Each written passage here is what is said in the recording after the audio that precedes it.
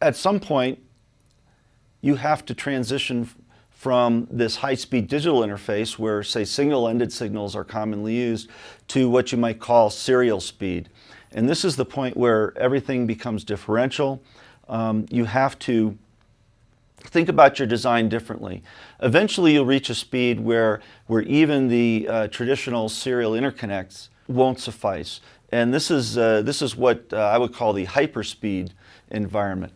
And so the way you have to specify and design interfaces like this is fundamentally different from how you would do it, say, for a serial interface, a high-speed digital, or a low-speed. Now, the points at which each of these different memory technologies crosses these critical thresholds varies.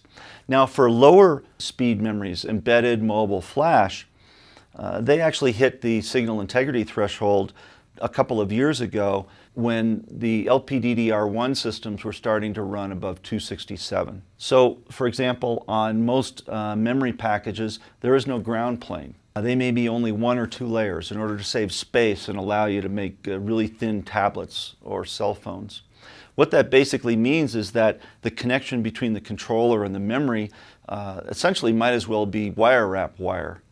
It's going to be a very high impedance, very high crosstalk, very noisy environment.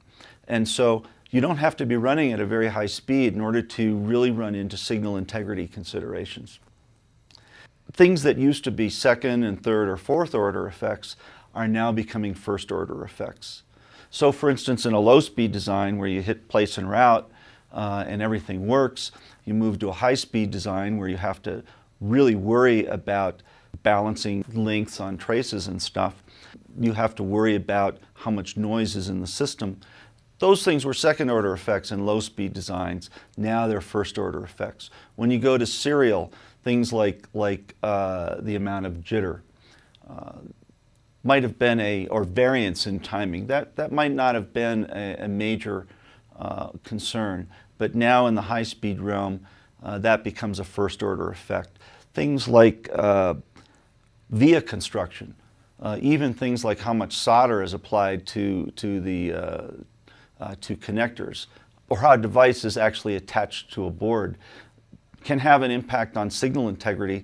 Things that is something that you may have never worried about before, but now is something that you have to think about ahead of time.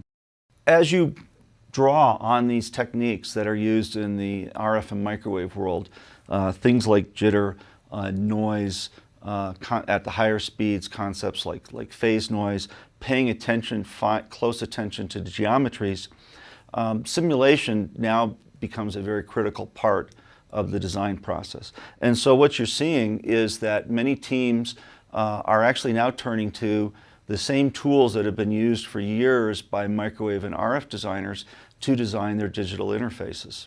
So another way that these revolutions in design and test show up is in the introduction of what's called DFX circuitry or capabilities to memory controllers. DFX stands for really design for test, design for manufacturing, design for validation. And this consists largely of adding test modes and control hooks into the memory controller or PHY that allows you to more efficiently generate, say, repeatable test conditions, repeatable stimulus, to be able to, for instance, look at the signal that is on the other side of the equalizer, to adjust things like voltage and timing to determine how much margin you might have in your receiver design.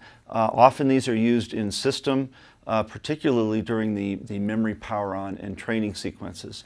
So much of the circuitry that's required to be able to either create stimulus for the instruments for instrumentation and measure, or to be able to examine, for instance, a stressed signal that is sent to a receiver to determine if the receiver is picking it up correctly or not.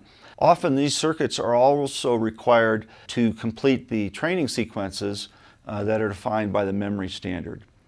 And so doing things like being able to adjust voltage thresholds, being able to adjust timing, being able to either generate or check for specific sequences of bit patterns.